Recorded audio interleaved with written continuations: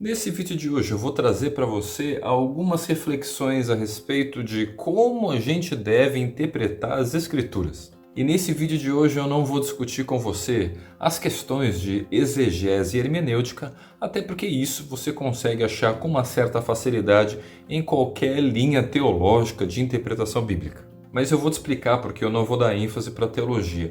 Muitas dessas pessoas que pregam por aí que você tem que analisar um texto dentro do seu contexto interno.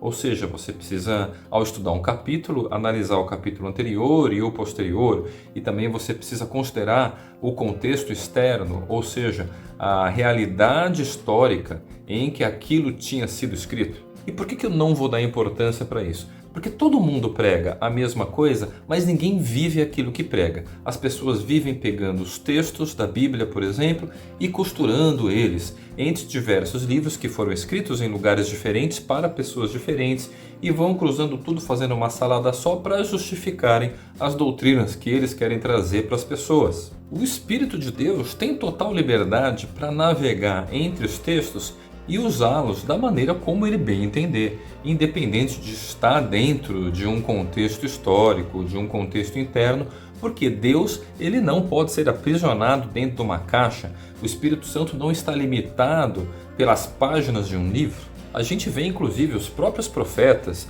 e mesmo Jesus utilizando textos que estavam sendo aplicados e pregados fora do contexto em que ele tinha sido escrito.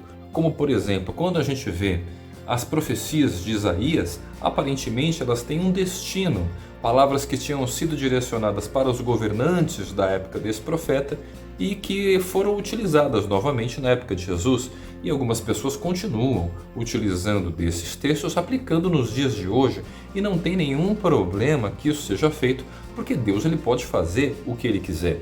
E a verdade é que as pessoas também têm liberdade de interpretação. Existe uma livre interpretação desses textos, porque ninguém é capaz de ser o detentor a respeito da interpretação única que existe. Algumas pessoas defendem que existe uma necessidade de ter uma igreja católica ou algum tipo de igreja protestante que tenha autoridade de interpretação desses textos. Mas a gente sabe que se a gente acabar incentivando esse tipo de raciocínio nos dias de hoje, vamos acabar crucificando Jesus outra vez e matando todos os profetas, como sempre aconteceram com aqueles que quiseram determinar todos os limites de contorno de interpretação das Escrituras. E um texto que eu acho muito interessante é o último capítulo da Bíblia, que está lá em Apocalipse 22, em que é dito assim: continue o injusto a praticar injustiça, continue o imundo na imundícia, continue o justo a praticar a justiça e continue o santo a santificar-se. Eis que venho em breve, a minha recompensa está comigo e eu retribuirei a cada um de acordo com o que fez. Então aqui a gente vê Jesus dizendo que não é para a gente ficar tentando convencer as pessoas a respeito de alguma coisa, controlando a vida dos outros, porque que o injusto continue na injustiça, que o imundo na imundícia. Não tem como eu exigir que uma pessoa seja um membro de uma congregação ou os meus próprios filhos a praticarem uma coisa, se elas vão acabar fazendo isso simplesmente porque eu estou dizendo e não porque elas buscaram realmente colocar as ações dela alinhadas com aquilo que Deus está dizendo para ser feito hoje. Isso me fez lembrar uma conversa que eu tive com um profeta há mais de 10 anos atrás a respeito da interpretação dos textos. Porque ele me dizia uma coisa interessante, que era que a noiva, na verdade, não era a igreja. Ele dizia por aí, pregava por aí que, na verdade, a noiva é a Nova Jerusalém. E ele dizia que, na verdade, Jesus com a sua igreja compunham a figura do noivo. E ele subia para o encontro dessa noiva que descia dos céus. E eu me lembro que ele pregava isso como se ele tivesse na mão a última bolachinha do pacote profético.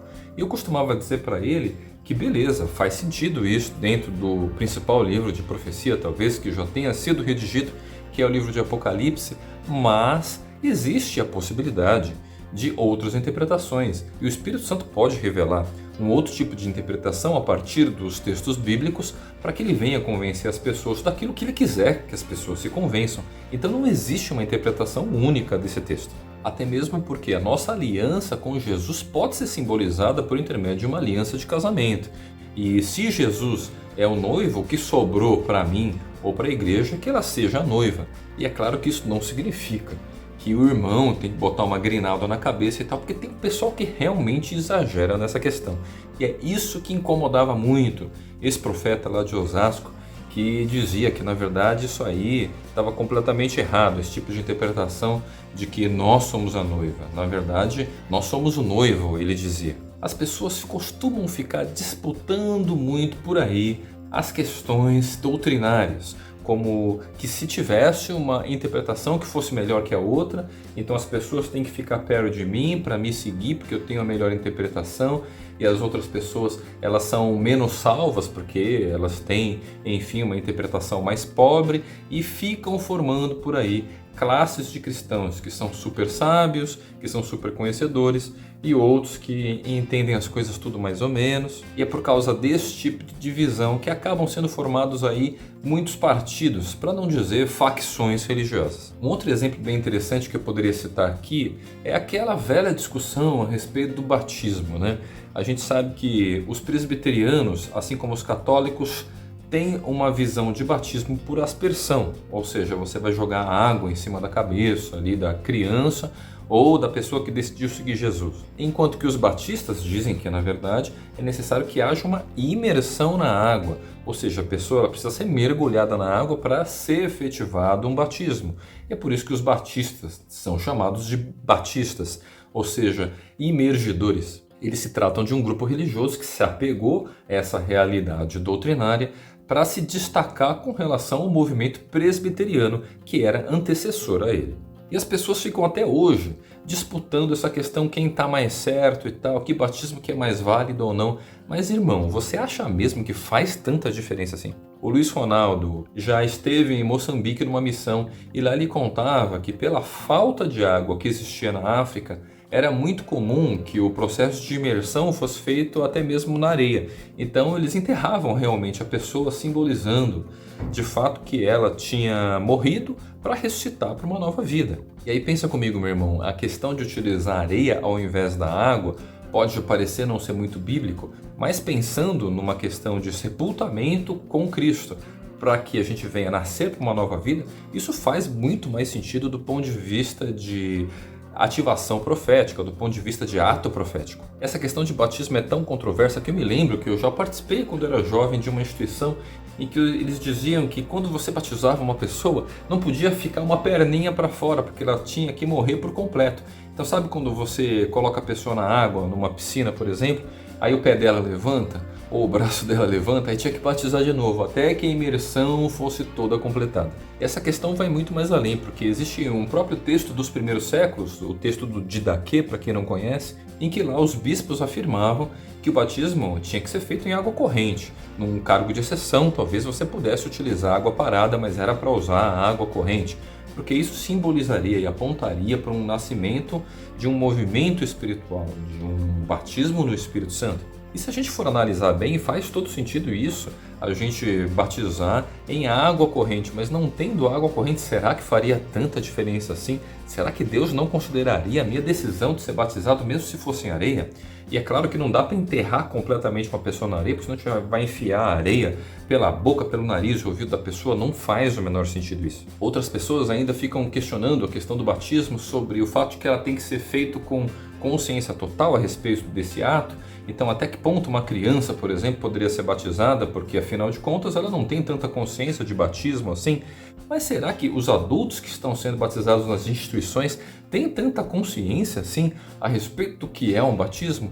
Pela minha experiência dos batismos que eu já tenho visto, para mim não faz tanta diferença assim. E eu não estou dizendo que a gente tenha que batizar criancinhas ou bebês como o catolicismo faz ou outras igrejas mais antigas fazem. Mas a questão é que Deus pode orientar a gente a realizar um ato profético da maneira como Ele quiser que seja feito, dentro da condição que a pessoa tem nos dias de hoje. Isso vale para a interpretação dos textos, até porque mesmo Deus pode revelar uma interpretação para mim que difere da interpretação do irmão, porque talvez eu tenha um chamado mais profético, o irmão tenha um chamado mais evangelístico ou pastoral, e isso pode ser diferente. E que bom que é diferente, porque o que nos une não é a mente, mas sim o Espírito que foi dado a todos nós. Tô querendo dizer para você que fomos unidos no mesmo espírito e não unidos numa mesma letra ou numa interpretação de uma mesma letra, que seria algo ainda pior. E se você tem interesse em conhecer mais a respeito de profecias, interpretação de profecias, dá uma olhada nessa playlist profética que a gente preparou aqui e a gente se vê então nas próximas palavras. Falou! Se inscreva no canal e ative o sininho para receber as notificações dos próximos vídeos. Tchau!